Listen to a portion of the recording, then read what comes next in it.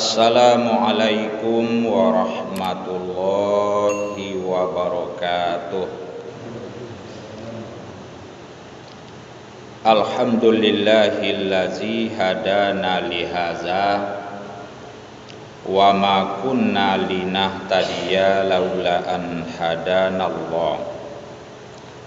Ashhadu an la ilaha illallah wahdahu la syarikalah wa ashhadu anna Muhammadan abduhu wa rasuluh sallallahu alaihi wasallam la nabiyya ba'da.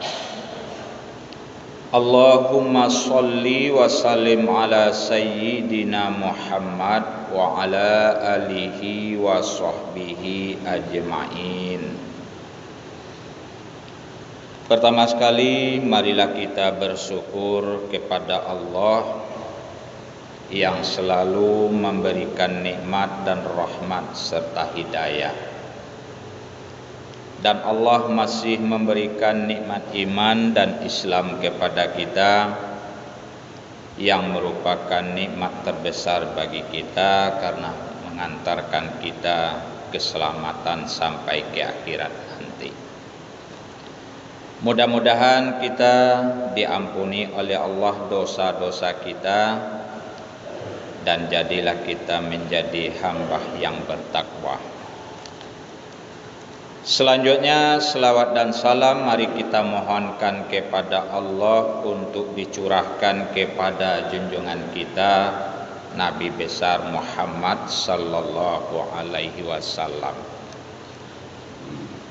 merupakan panutan bagi kita di dalam hidup, contoh tauladan yang beliau lakukan di dalam kehidupan sehari-hari yang harus kita laksanakan selama hayat di kandung badan.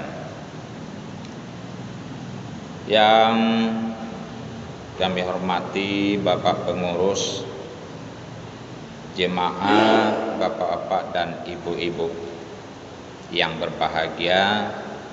Selesai sholat maghrib ini, kita pergunakan waktu sejenak untuk beribadah kepada Allah melalui yaitu ceramah atau tausiah.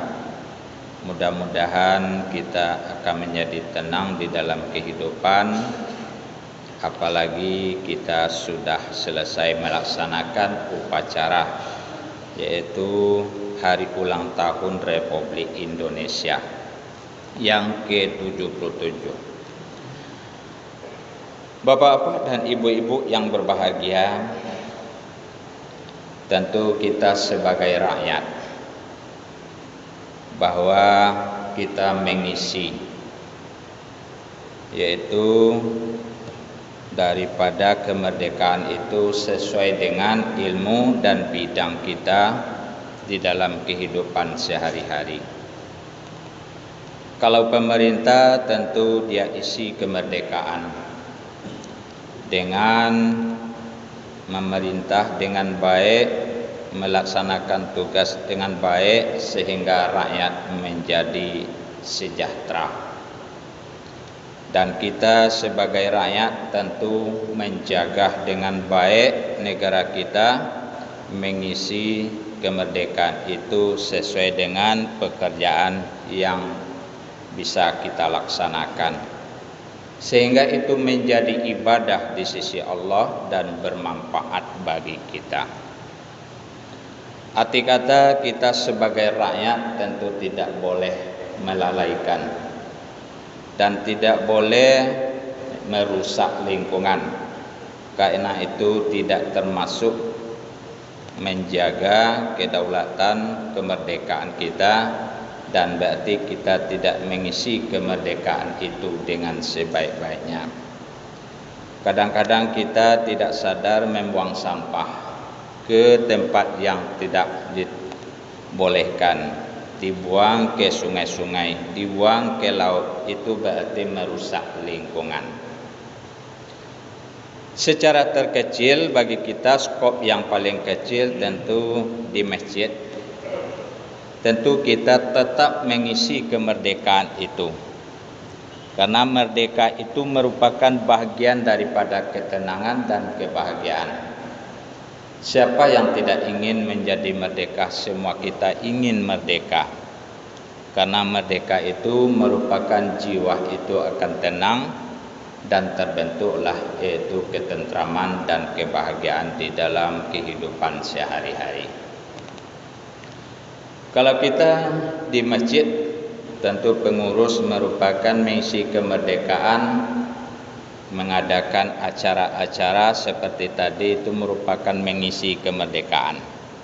Diadakan lomba-lomba, diadakan upacara, berarti kita sudah mengisi kemerdekaan melalui acara-acara yang diredoi oleh Allah. Dan kita sebagai jemaah tentu banyak datang ke masjid untuk melaksanakan ibadah, termasuk itu mengisi kemerdekaan. Kenapa begitu? Karena itu beribadah di sisi Allah bermanfaat dan akan makmur negara dibuatnya dengan menjalankan ibadah dengan sebaik-baiknya. Dan kemudian ya sebagai imam tentu mengisi kemerdekaan melalui imam. Ya, Bapak Nasir umpamanya dia selalu imam, tentu mengisi kemerdekaan melalui imam. Dan kalau uncu mungkin ya karena dia pembersih masjid itu selalu membersihkan masjid ini sehingga masjid bersih, itu merupakan mengisi kemerdekaan. Karena orang senang dibuatnya, tenang dibuatnya, dan bahagia datang ke masjid, itu merupakan mengisi kemerdekaan di dalam kehidupan sehari-hari. Dalam kehidupan itu, kalau kita sebagai mungkin yang ditunjuk menjadi penceramah, tentu mengisi tausiah itu merupakan bahagian daripada mengisi kemerdekaan. Dan terfokus lagi kalau ditunjuk ustaz-ustaz itu sudah ditentukan materinya, juga mengisi kemerdekaan melalui apa yang disampaikan, apa yang telah ditentukan oleh pengurus. Jadi banyak macamnya untuk mengisi kemerdekaan itu sehingga berujung menjadi ketenangan di dalam hidup dan masyarakat pun menjadi tenang dengan mengisi kemerdekaan tersebut. Selalulah kita isi, insya Allah negara kita aman dan makmur dan diridhoi oleh Allah Subhanahu wa taala. Kemudian kita lanjut, yaitu karena bidang kita tentang munakahat dan juga tentang keluarga sakinah, tentu kita isi juga kemerdekaan melalui ini. Salah satu yang kita sampaikan yang berkaitan juga dengan pernikahan, kan masih panjang lagi kita bicarakan tentang pernikahan itu. Ada bentuknya yaitu mahar. Ada bentuknya yaitu yang dilakukan atau diucapkan oleh suami, syirat taklid. Dan ada bentuknya dalam pernikahan itu ada perjanjian antara suami dan istri. Nah, inilah sekelumit yang kita bicarakan, dan kalau seandainya bisa berlanjut nanti ya kita lanjutkan dengan materi, yaitu sambungan daripada materi tersebut. Tentang mahar, kalau sudah nikah secara sah, mengucapkan kalimat ijab dan qabul, sah menurut saksi tentu sudah sah, dan sebelum pernikahan itu masih calon pengantin, itu sudah ditentukan maharnya oleh suami. Dan ada persetujuan dengan calon istri. Pembayaran mahar ini merupakan kewajiban bagi calon suami, dan itu bukan termasuk rukun nikah. Ya Ustaz, tidak termasuk rukun nikah, tapi wajib diberikan oleh calon suami kepada istrinya. Tentu selambat-lambatnya, yaitu sesuai dengan perjanjiannya. Hutang kah atau bayar kontan? Jadi ada dua bentuknya. Bisa dengan langsung, bisa dengan hutang, tapi kalau sudah hutang tentu ada perjanjian kapan dibayar, wajib ditebus atau dilaksanakan sesuai dengan perjanjian yang telah ditentukan. Dan mahar ini itu salah satu ayatnya di dalam surat An-Nisa ayat keempat. Allah mengatakan, A'udzubillahi minasyaitonir rajim, bismillahirrahmanirrahim.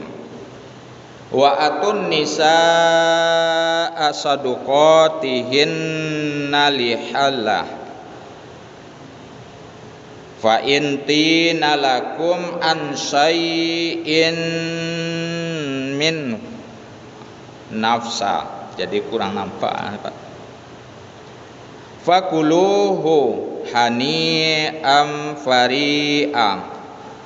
Ini Allah mengatakan di dalam surat An-Nisa. Kalau memang kurang betul nampak tolong diluruskan ya Ustaz. Kadang-kadang matul gak kurang apa. Allah mengatakan di dalam ini, bayarkanlah olehmu mahar kepada perempuan-perempuan yang telah kamu nikahi dengan pemberian yang rela. Ada kerelaan, yaitu keredaan untuk membayarkan mahar tersebut. Kemudian jika mereka membayarkan kepadamu dari sesuatu, dari sebahagian mahar itu, fakulu. Jadi fakuluhu itu kan artinya makan atau ambillah olehmu. Ambillah olehmu. Jadi ini yang mana dibolehkan kita mengambil sebagian dari mahar itu kalau seandainya yang kita berikan kepada calon istri atau menjadi istri nanti diberikan sebagian, tidak apa-apa diambil. Tapi kalau dia diambil juga tanpa diizinkan oleh dia, maka haram kedudukannya kita ambil mahar tersebut. Dan itu merupakan yang sebaik-baiknya, atau mungkin ya di sisi Allah tentu baiklah atau menjadi pahala di sisi Allah Subhanahu wa taala. Jadi oleh karena itu mahar ini kalau bahasa Arab kan mahar ya Ustaz, atau mungkin sadik. Kalau dibawakan ke bahasa Indonesia adalah mas kawin. Kalau orang Jawa itu sering mengatakan dengan mas kawin. Tapi kalau kita di Minang, Sumatera Barat pada umumnya selalu dengan mahar diucapkan. Mas kawin boleh, mahar pun boleh karena artinya sama. Di aku terima menikahi anak kandung bapak Siti dengan maharnya seperangkat alat sholat tunai karena Allah. Itu contohnya kan. Atau saya terima menikahi anak kandung bapak Siti dengan mas kawinnya seperangkat alat sholat tunai. Ada dikatakan nikahnya dan kawinnya, ada dikatakan menikahi oleh calon pengantin. Aku terima menikahi anak kandung bapak Siti dengan maharnya seperangkat alat sholat. Ada diucapkan aku terima nikahnya dan kawinnya anak kandung bapak Siti dengan mas kawin seperangkat alat sholat. Itu pun tidak ada masalah. Oleh nasional itu ya sering disebutkan aku terima nikahnya dan kawinnya. Tapi kalau di Sumatera Barat agak dirubah sedikit kata-kata itu. Pada umumnya yaitu aku terima menikahi anak kandung bapak Siti dengan maharnya seperangkat alat sholat tunai karena Allah. Jadi kalau ada kita dengar nanti mas kawin atau maharnya, tidak ada masalah. Atau terima nikahnya dan kawinnya, atau kita terima menikahi, itu pun tidak ada masalah. Bisa saja terjadi pada ponakan kita nanti, anak-anak kita nanti diucapkan calon menantu oleh calon pengantin laki-laki pun tidak ada masalah. Yang kita kupas di sini yaitu masalah mahar. Mahar itu wajib hukumnya, dan tidak termasuk rukun nikah. Jadi wajib siapa yang akan menikah itu wajib dibayarkan mahar atas persetujuan daripada calon istri. Ada sebagian kita mampu, tentu yang lebih bagus maharnya pun lebih besar hendaknya harganya. Dan ada sebagian kita tentu kurang mampu, pun tidak ada masalah di bawah atau rendah harga nilai maharnya. Yang penting maharnya itu ada untuk calon istri, tentu sesuai dengan persetujuan calon istri kita.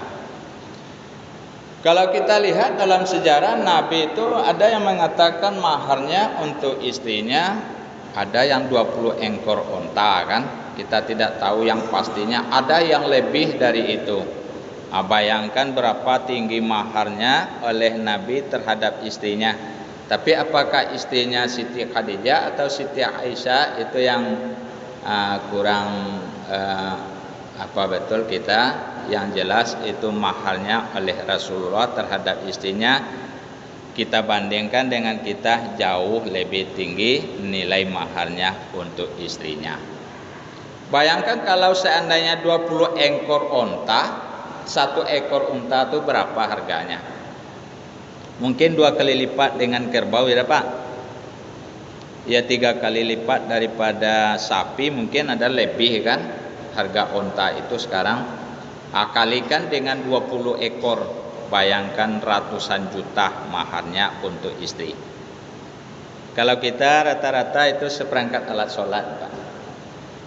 Ada yang 50.000. Ada yang lebih parah kalau zaman kini 25.000 Pak.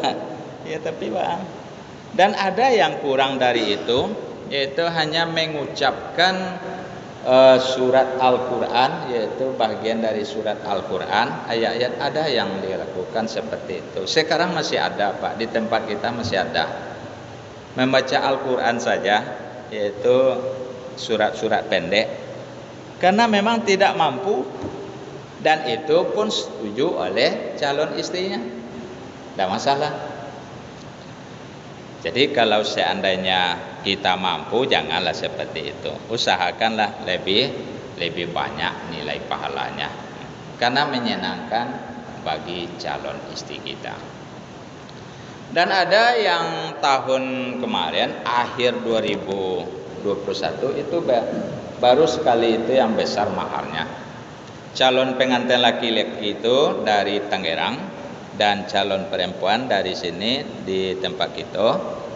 Maharnya 1 unit rumah itu lebih kurang harganya 500-an juta. Ditambah dengan mobil Fortuner, yaitu harganya mungkin lebih kurang 600-an ya, 600-an juta. Ditambah dengan seperangkat alat sholat, tambah lagi emas. Jadi cukup banyak.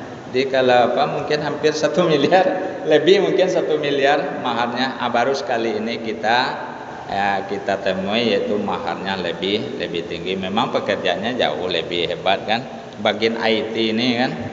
Jadi memang tidak tanggung-tanggung maharnya. Yang lain agak malu juga dia, tapi tidak usah kita malu kan bagi calon pengantin yang lain, karena beriring dengan calon pengantin yang lain tentu malu dia. Sebab pengantin yang lain itu maharnya seperangkat alat sholat dan ada yang 50.000. Padahal itu sesuai dengan kemampuan kita. Jadi kalau memang itu syukur alhamdulillah. Yang tidak boleh itu rasanya bukan berarti diharamkan, tidak. Kita mempunyai kemampuan ekonomi, tapi kita harga maharnya cuma rendah. Tapi kalau seandainya ada persetujuan dengan istri pun tidak masalah. Cuma dari segi kan terlampau hemat betul kita terhadap istri. Kita mempunyai mungkin yaitu kekayaan yang melimpah, atau kita berikan cuma seperangkat alat sholat. Pemberian biasa tidak juga kita kasih kepada calon istri kan ada juga sekarang ada mahar bentuknya, ada pemberian biasa, ada yang emas pemberian biasa, ada juga yang perak pemberian biasa, ada juga yaitu benda-benda merupakan pemberian biasa di luar daripada mahar. Yang bedonya awak kayo tapi maharnya seperangkat alat sholat, pemberian biasa pun tidak dikasih kepada istri. Nah, tentu di depan calon mertua tuh ya kadang-kadang mungkin berkata juga dalam hati mertua jadi kan. Jadi itu. Oleh karena itu ada zaman Rasulullah yaitu bin Sa'ad, dia mengatakan seorang perempuan datang ke Rasulullah. Seorang perempuan yaitu apa katanya, ya Rasulullah, nikahilah aku ini terserah padamu. Sehingga dia berdiri di depan Rasulullah lama. Rasulullah tidak ada ucapan atau jawaban terhadap perempuan tadi. Karena sudah lamanya berdiri, datanglah yaitu berdirilah seorang laki-laki di hadapan Rasulullah. Ya Rasulullah, kalau engkau enggan untuk menikahi perempuan ini, nikahkanlah saya dengan perempuan ini, kata salah seorang sahabat Rasulullah. Baru Rasulullah menyampaikan, apa mahar olehmu terhadap calon istrimu ini kalau memang kamu ingin menikahi dia? Ya Rasulullah, aku ini kan pakai sarung, sarungku ini akan aku berikan mahar untuk istri.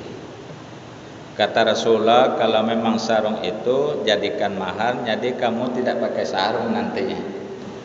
Carilah yang lain, usahakan yang lain. Dicari oleh sahabat tadi, karena ekonominya pun di bawah standar, tidak ada yang Rasulullah.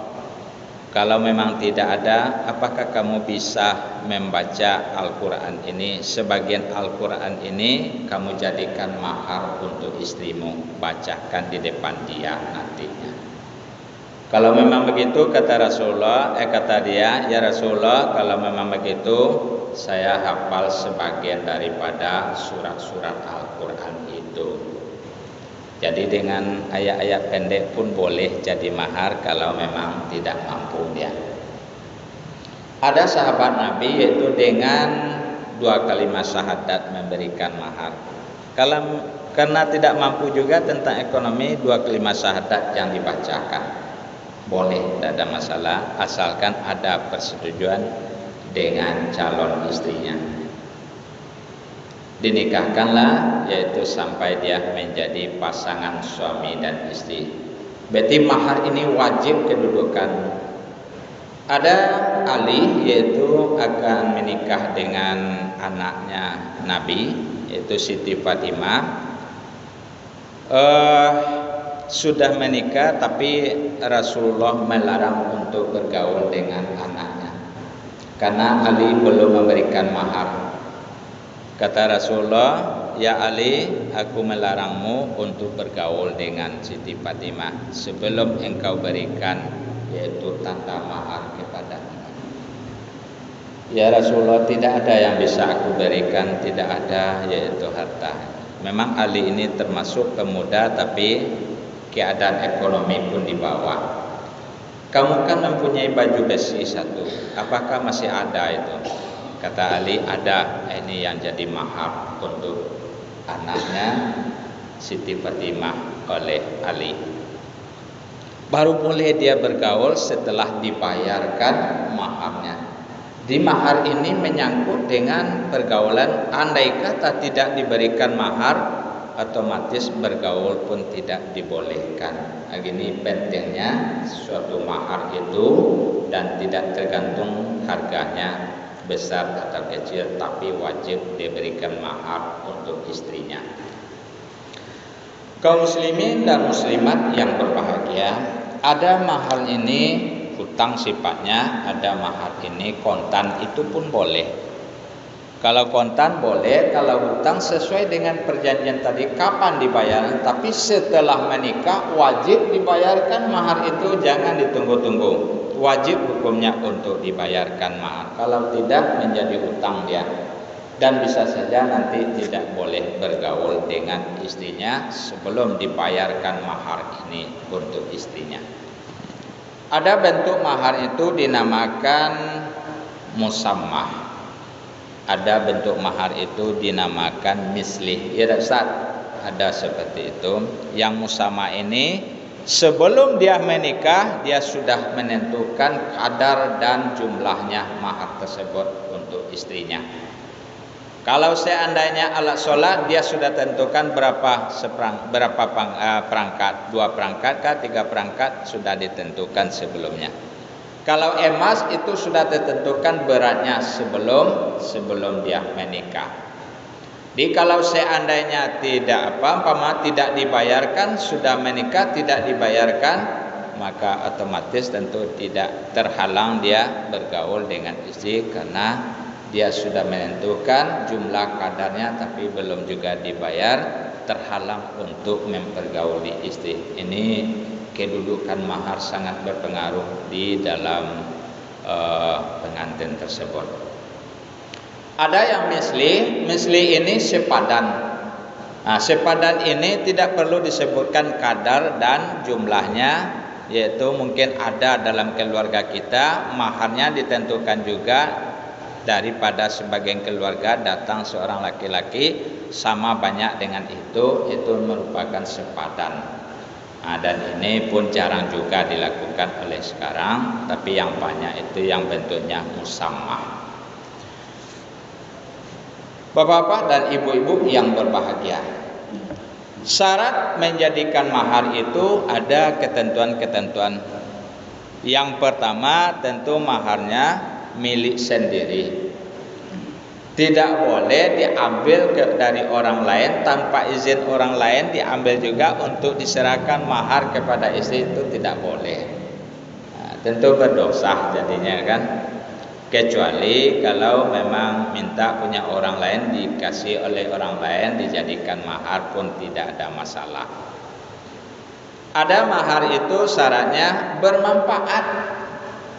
Kalau seandainya yang diberikan itu tidak bermanfaat, maka gugurlah yaitu syarat sebagai mahar. Tidak bisa dimanfaatkan oleh istri, tentu gugur kedudukan mahar itu terhadap istri. Nah, jadi umpamanya yang tidak bermanfaat itu apa? Khamar, itu kan tidak bermanfaat, membuat dosa. Atau barang-barang curian itu kan membuat dosa. Kita jadikan itu sebagai mahar, dan itu gugurlah kedudukan mahar terhadap istri, tidak sah maharnya itu. Jadi itu diantara syarat-syarat yang menjadikan mahar itu bisa diserahkan kepada yaitu istri nantinya. Bapak-bapak dan ibu-ibu yang berbahagia, ini yang pertama tentang mahar. Yang kedua tentang sigat taklid. Ada setelah mengucapkan ijab dan qabul, itu rata-rata pengantin membacakan sigat taklid. Kalau dalam bahasa Arabnya apa Ustaz? Sigat itu kan bahasa kan. Taklid itu mengantungkan ya. Ada mengantungkan, ada mengisyaratkan nampaknya. Sehingga sigat taklid itu ungkapan, ucapan, pernyataan yang mengantungkan oleh suami terhadap istri. Artinya ada suami berikrar, berjanji akan mempergauli istri sesuai dengan tuntunan Islam dengan baik kan itu. Itu yang diucapkan sigat taklid. Dan sigat taklid ini tidak wajib hukumnya. Itu malah yang membuat sigat taklid ini hanya di negara kita Indonesia. Di negara yang lain tidak ada dilakukan seperti itu. Itu kalau tidak salah peraturan Menteri Agama tahun 1975. Dibuatkanlah yaitu berupa ucapan, yaitu namanya sigat taklid. Mereka tentu melihat yaitu latar belakangnya kenapa dibuatkan sigat taklid setelah mengucapkan kalimat ijab dan qabul. Ternyata sigat taklid ini merupakan yaitu untuk melaksanakan dengan sebaik-baiknya setelah mengucapkan kalimat ijab dan qabul. Jangan sampai yaitu melakukan di dalam rumah tangga menyimpang dari ketentuan ijab dan qabul tadi. Ini oleh suami terhadap istri. Dan istri merupakan hak daripada ucapan suami tersebut mendapatkan perlindungan, yaitu dari kesewenang-wenangan suami di dalam rumah tangga. Jadi dengan ada ucapan sigat taklid ini, salah satu mendapatkan yaitu payung hukum bagi istri, mendapatkan hak dari istri, sehingga suami akan selalu berusaha adil di dalam rumah tangga, yaitu bergaul dengan baik di dalam rumah tangga. Sangat menguntungkan kepada istri. Tapi mengucapkan itu tidak wajib oleh suami. Boleh diucapkan, boleh tidak. Jadi kalau kita menyampaikan kepada istri setelah ijab kabul, ya, kita tanya kepada istri, suami mengucapkan sigat taklid dengan syarat apabila diminta oleh istri. Kalau istri tidak meminta untuk membacakan sigat taklid, tidak perlu dibaca. Karena berarti istri sudah yakin 100% suami akan selalu berbuat baik terhadap dia di dalam kehidupan berumah tangga. Yang artinya sigat taklid itu, nah, pada hari ini Rabu tanggal 17 bulan 8 2022, saya berjanji akan mempergauli istri saya bernama Binti, kan, menyatakan kepada istri saya ucapan sigat taklid sebagai berikut. Yang pertama, meninggalkan istri saya 2 tahun berturut-turut. Yang kedua, tidak memberi nafkah selama 3 bulan. Yang ketiga, menyakiti badan atau jasmani terhadap istri saya. Yang keempat, membiarkan atau tidak memperdulikan istri saya selama 6 bulan atau lebih. Karena perbuatan saya ini, istri saya tidak redha dan mengajukan gugatan ke pengadilan agama. Apabila diterima oleh pengadilan tersebut, maka istri saya memberi denda sebanyak 10.000 yang merupakan sebagai iwat atau pengganti kepada saya, 10.000 rupiah. Maka jatuhlah talak saya 1 kepadanya. Ini boleh istri mengajukan gugatan ke pengadilan agama kalau seandainya tidak redha istri terhadap tingkah laku suami kepada dia. Kalau lai redha, istri tidak ada masalah, nampaknya kan. Lai di tanganan istri mau ditinggalkan, istri tidak diberi nafkah, tapi istri redha juga, tidak perlu mengajukan gugatan ke pengadilan agama. Nah, syarat untuk mengajukan ke pengadilan agama kalau ada suami yaitu bertingkah laku yang 4 macam ini, secara garis besarnya itu seorang istri sudah berhak dia ajukan gugatan ke pengadilan agama. Kalau redha tidak ada masalah, ya. Ya kadang-kadang kan ada orang sebagian itu kalau mengucapkan sudah meninggalkan, sudah tidak memberi nafkah, ya kalau ibu redha menghadapi itu tidak ada masalah. Tapi kalau tidak redha, ajukan gugatan ke pengadilan agama, diterima oleh pengadilan, baru di situ nampak nanti putusannya cerai atau tidak. Tapi kalau tidak ada masalah, ya aman. Nah, ini kadang-kadang kan. Cuma sekarang kadang-kadang suami cuma oleh istri ini alasan terlampau banyak, betul ada sebagian seperti itu, Pak. Yang tidak sepantasnya mengajukan gugatan ke pengadilan agama, dia datang juga ke pengadilan agama dengan bermacam cara alasannya. Kadang-kadang suami sakit tentu tidak bisa memberi nafkah. Pandemi kemarin banyak yang tidak bisa memberi nafkah, dia datang juga ke pengadilan agama. Sebabnya suami tidak ada memberi nafkah, Pak. Ya tentu ya, pekerjaan hilang kan, karena dia tidak senang dengan suami, dia ajukan gugatan ke pengadilan agama.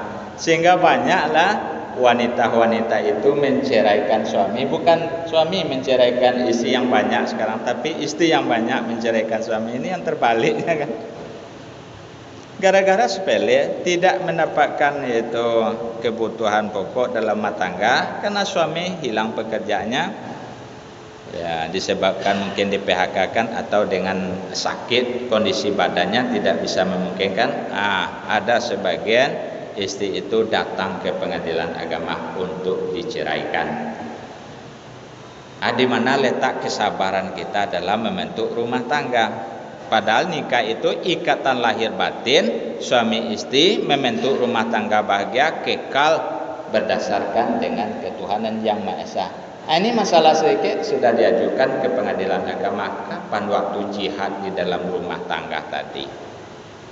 Sedikit masalah dia melapor ke pengadilan, sedikit masalah dia melapor ke pengadilan agama. Yang lebih baik itu seluruh cobaan ujian itu hadapi bersama, berdoalah kepada Allah, sabarlah dan selalu tawakal kepada Allah, itu yang terbaik. Ini kadang-kadang tidak, ini yang terbalik dunia itu, yang dunia terbalik itu dari segi yaitu hubungan suami istri. Padahal hendaknya bersabar itu jauh lebih baik. Itu ada jalan oleh Allah nanti. Di waktu itu Allah menguji kita, tapi kita tidak sabar menghadapinya. Padahal sebelum menikah dia berjanji dengan sebaik-baiknya akan selalu sehidup semati dalam rumah tangga. Ternyata ada masalah sedikit, dia mengajukan gugatan ke pengadilan agama. Itu disampaikan tahun 2020, kita sampaikan tingkat perceraian di Kota Padang saja sampai 1.500 pasang untuk Kota Padang. 500 pasang diceraikan atau ditalak oleh suami, 1.000 pasang diceraikan oleh istri. Berarti 2/3 istri menceraikan suami, suami cuma 1/3 menceraikan istri. Bayangkan itu kan.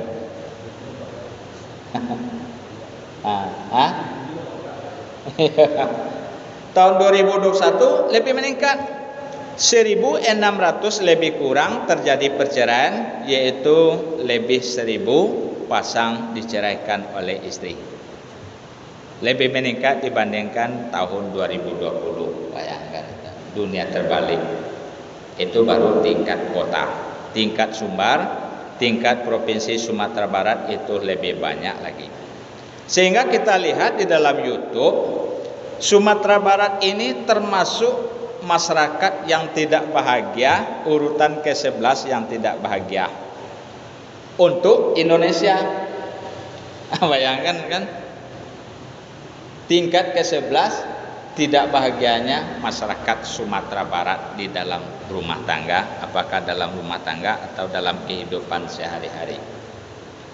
Tapi yang paling anehnya, yang paling bahagia itu orang Sulawesi Utara. Itu yang anehnya kan, orang Bali, kemudian orang Nusa Tenggara Timur. Tapi yang Islam itu nampaknya kurang bahagia menurut penelitian orang melalui YouTube. Kita lihat kan, ini aneh tapi nyata. Apakah memang benar atau tidak?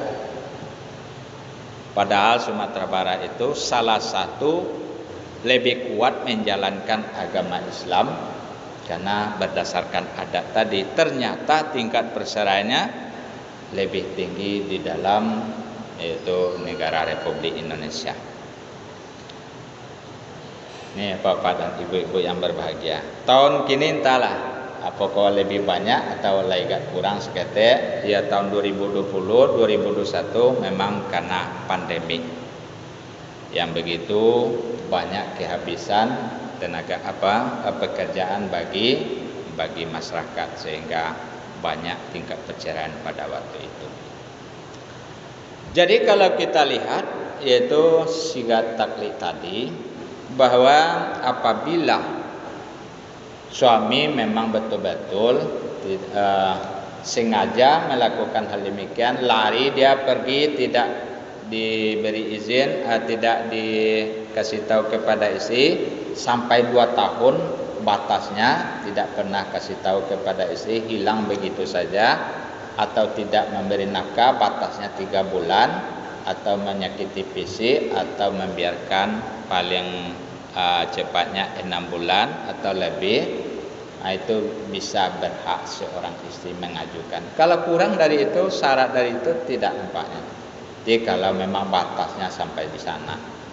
Tapi kalau kini kan tidak sampai itu kan, ya ada penyebab yang lainnya.